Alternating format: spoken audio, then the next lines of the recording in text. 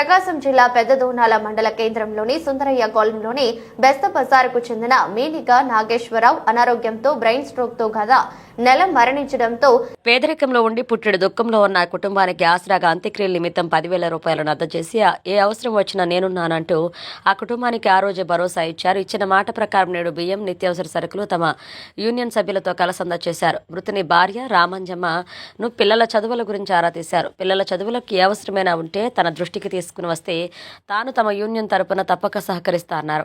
ప్రతి నెల అవసరమయ్యే నిత్యావసర సరుకులు తానే అందిస్తా అని భరోసా ఇచ్చారు. ఈ సందర్భంగా కాలనీ వాసులు, సేఫ్టీ డ్రైవర్స్ యూనియన్ అధ్యక్షులు షేక్ షవాలీకి కృతజ్ఞతలు తెలియజేశారు. ఈ కార్యక్రమంలో దగ్గుల శివరామకృష్ణారెడ్డి, ఇబ్రహీం, రహీం, రాజు, అనిల్, గాలియా పాల్గొన్నారు.